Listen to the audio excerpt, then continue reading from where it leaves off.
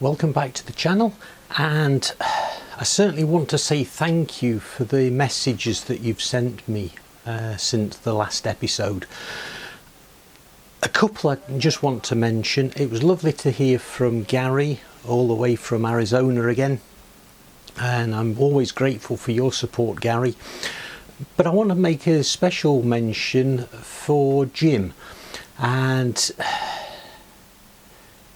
the comment that he made after last week's episode, because of the dry assembly of the pieces that I've got. If you remember from last time, I was checking to see whether the mortise and tenons fitted correctly. Now, I really understand the point that you're making, Jim, and I want to say thank you for that, because the point that Jim made was I was checking to see whether the mortises were the correct depth, and if not, I was deepening them. The point Jim makes is don't adjust the depth, adjust the length of the tenons. Only taking a couple of millimeters off the tenons, it's not going to compromise the joint strength, but it's much easier to do. I'm going to take you up on that one, Jim, and this afternoon, to start with, it's going to be continuing with the dry assembly, just to make sure that everything's fitting correctly.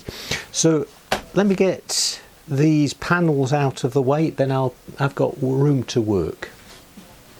Now, what I've done with just getting myself organised this afternoon, you might remember from last time, this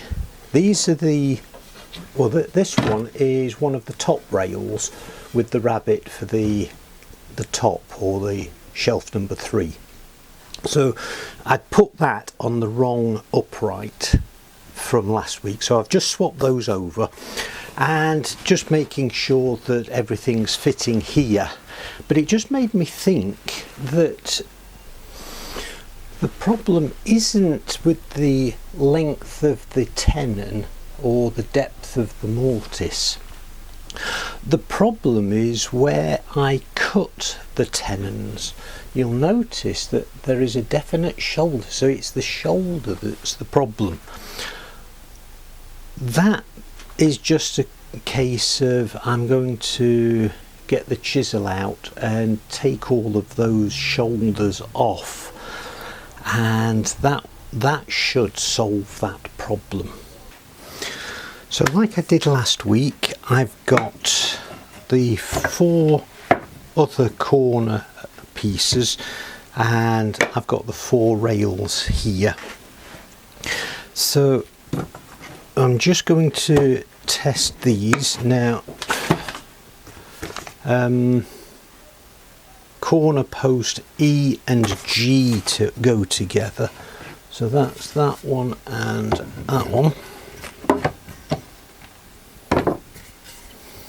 And the lettering is at the top. The rabbet for the top rail is going on the inside, so that's like that.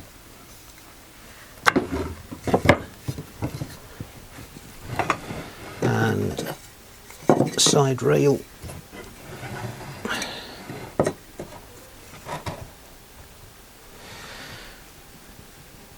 now, I'm not quite sure how this is going to play out,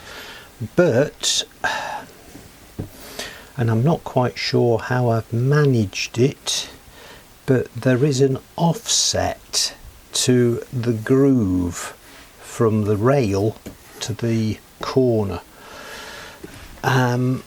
It's not so bad on that one, but the gap is still there, so that's something I'm going to have to be aware of. Now then, while I'm testing the dry fit, that has to go in there as well.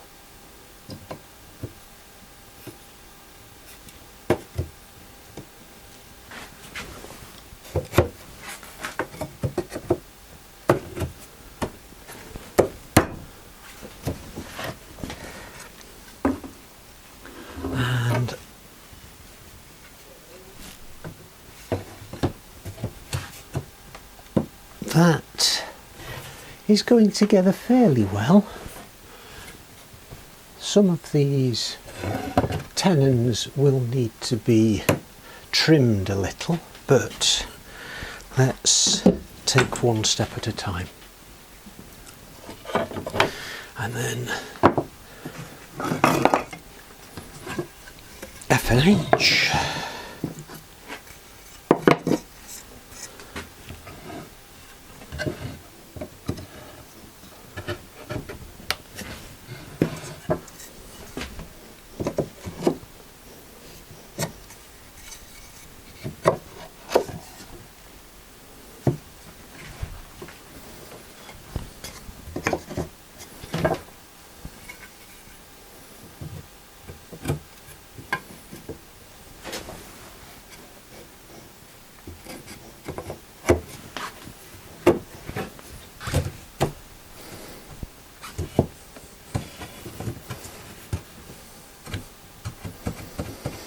Now that, because of the spring just there, it says that that centre support is a little too long because that's where it's springing.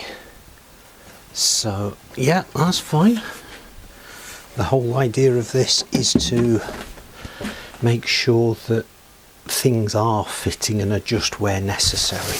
Right, so those are the 4 side panels that I put together. The only things to go together now are the door panels. So I've got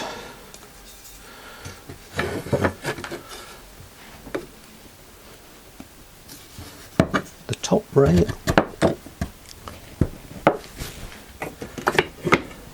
bottom rail,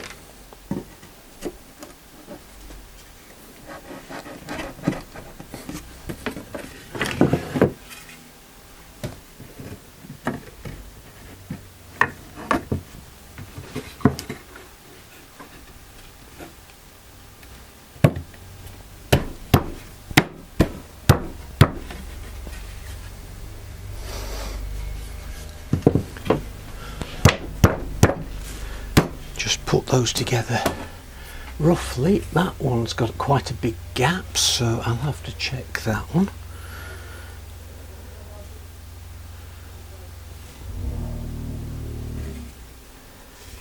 Now that groove just there is looking nice, but that one is offset.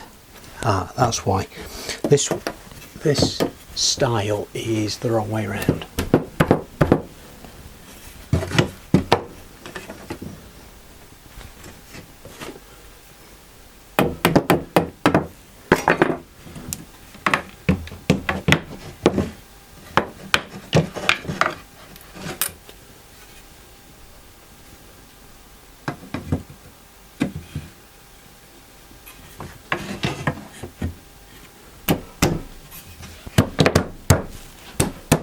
And that's come together better. And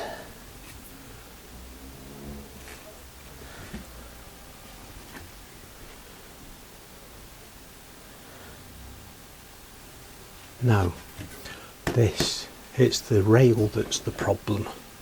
I put the rail in the wrong way around.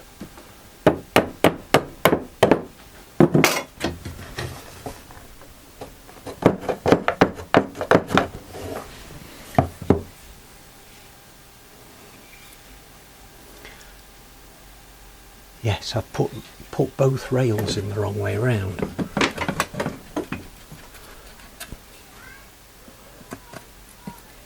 So that's something I'll have to watch when I'm finally assembling them. That's better.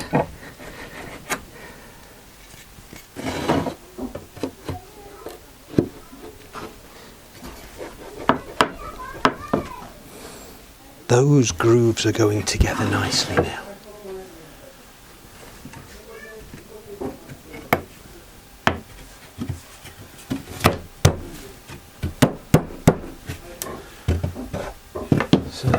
that's the door. Yes, there'll be a little bit of trimming, but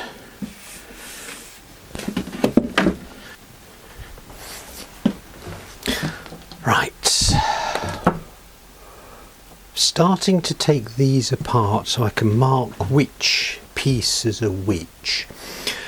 But this was the door frame with the greatest gap, and I realised, I don't know whether you can see that here, that it's one of those pieces where I forgot to clean it out. So just do that quickly and then retry it.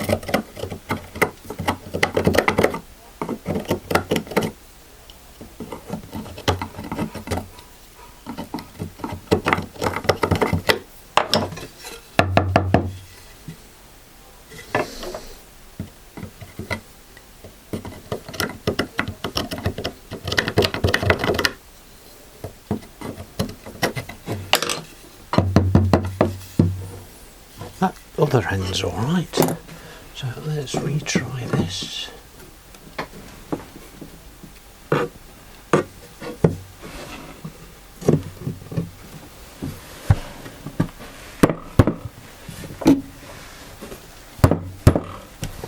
But that still is not going down. Why?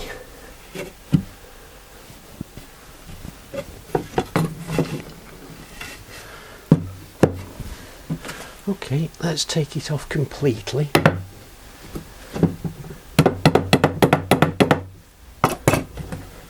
And try each individual component.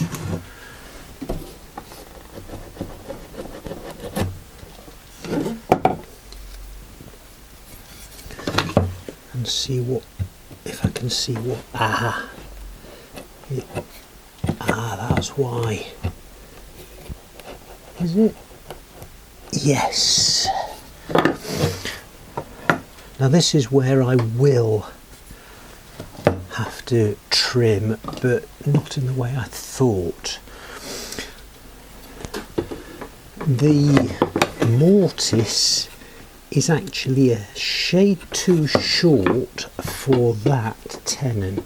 So Jim's suggestion was take a little bit off the end. Here I'm just going to have to take a little bit off the side. So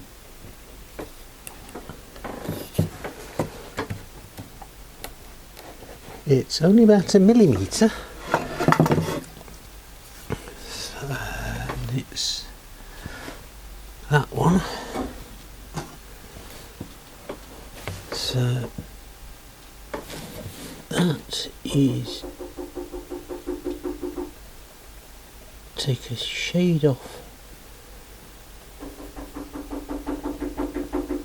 there.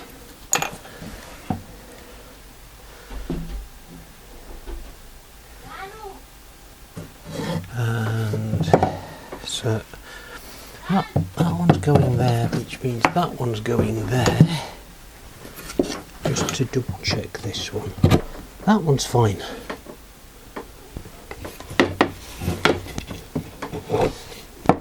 A little bit long, so this is one where I'll just take a shade off the end.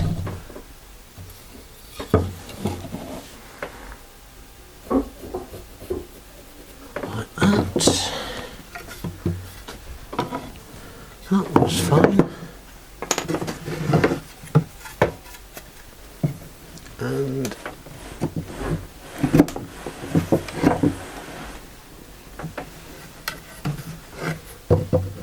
there is, I see it.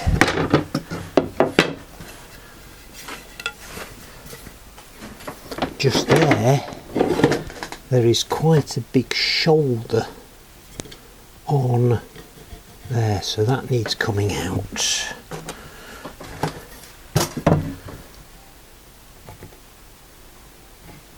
Like that. But that one's fine. Now, in the process of my disassembling, to mark which pieces need cutting, I come to this side panel frame, and you'll notice that there is a huge gap here where the channel doesn't meet, and look, it's the whole of this frame. Not all of them are to the same extent. That one is almost right, but this one is way out. It's, let me see.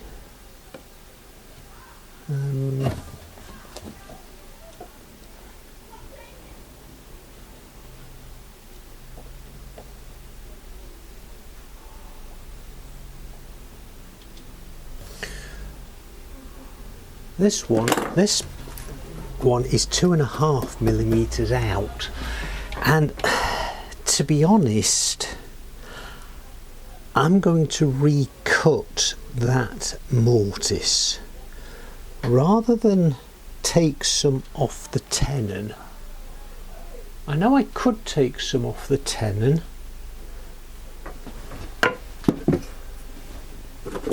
The tenons themselves are 6 mil.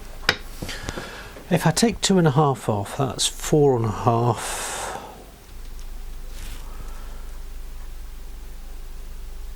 Am I going to be compromising the strength of the joint? If I enlarge the mortise, just take some off the side, that will mean there's a bigger gap for glue, but I think I will.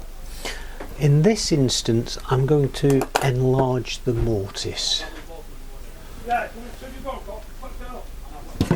The others, that one's fine.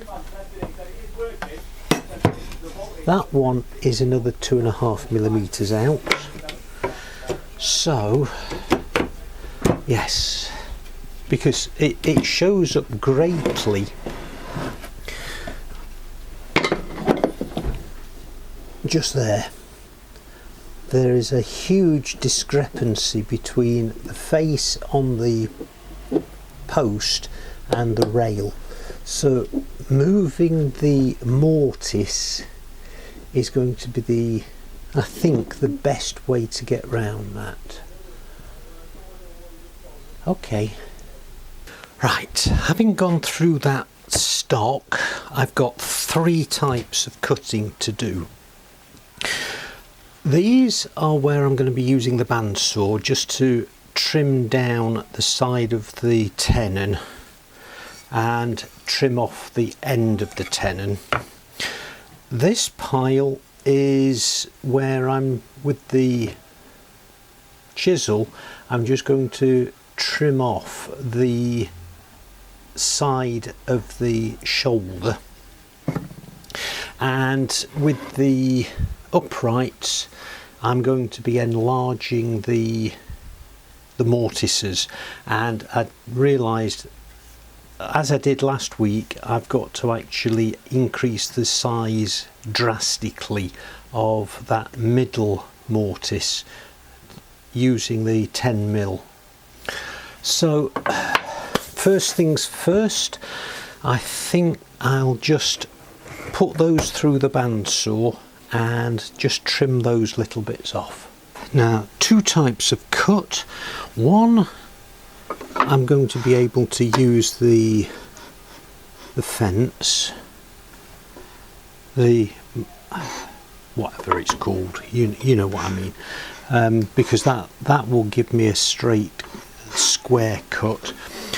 For the other, I'm just going to do that by eye, following the line. So here we go.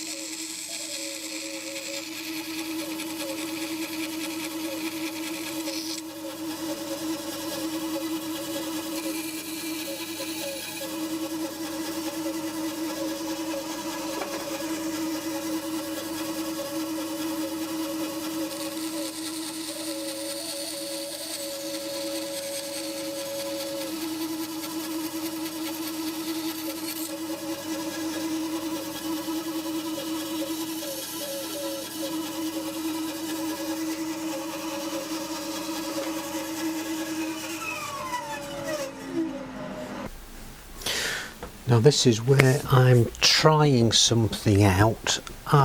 One thing I am short of here are easy hold downs. So what I've done is taken some of the T-track out and managed to get one of these cam clamps rigged up so that I'm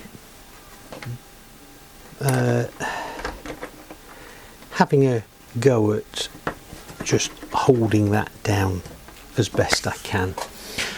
So it's a case of just trying to work out how to do the trimming.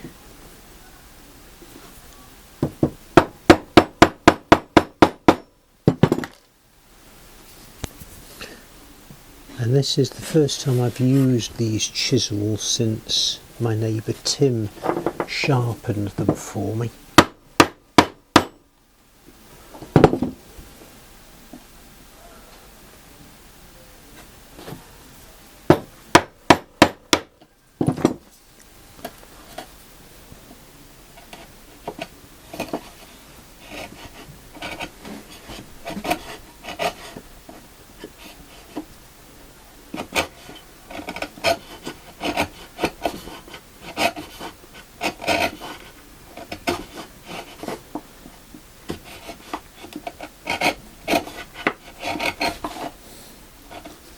That's easier.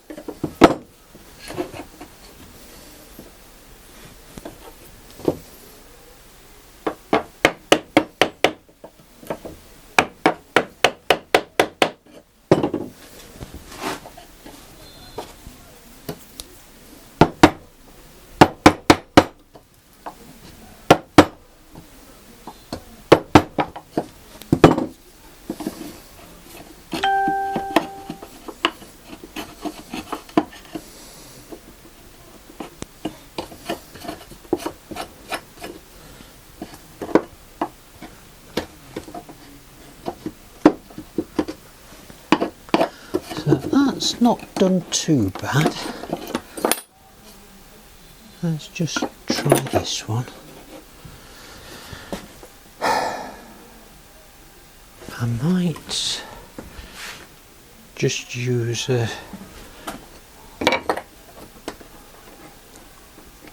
another piece under there, just to keep that even.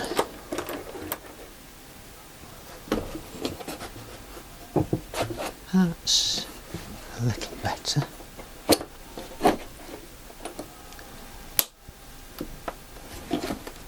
That's even better.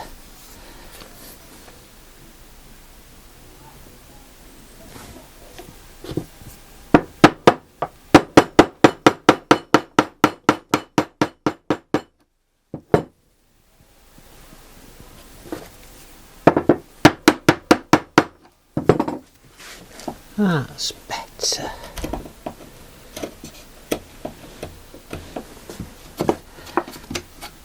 I can work with that one. So that's that one.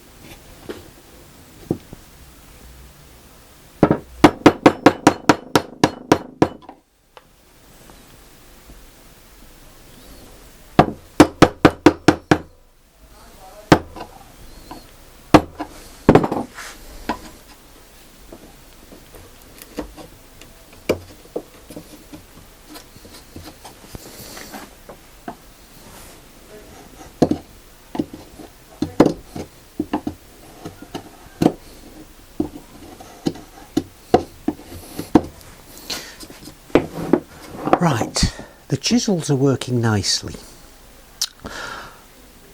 One thing I seem to remember from a Dusty Lumber video, how he tidies up the cheeks of the tenons. He has a piece of timber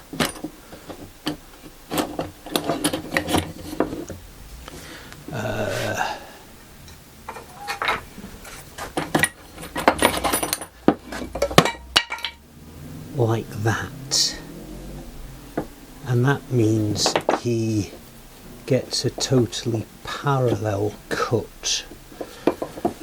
Can I do something like that?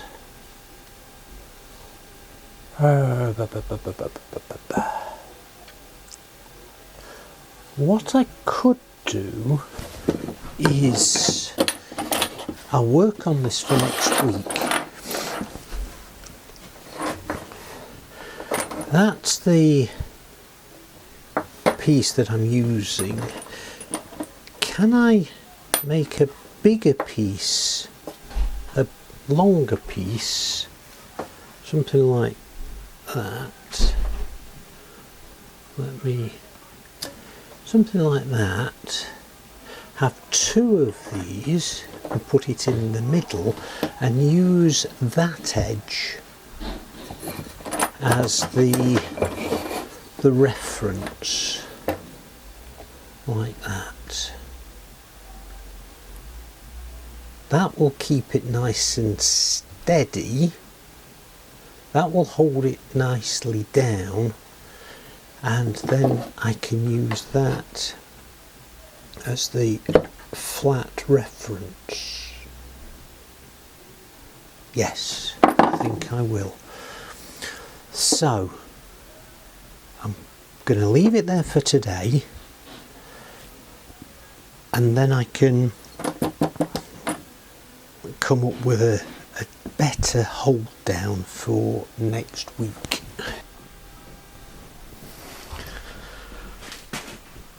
Okay, so that's as far as I'm going, and I know I said I'd do it next week, but I thought I'd just have a quick test, and this actually does work very, very well.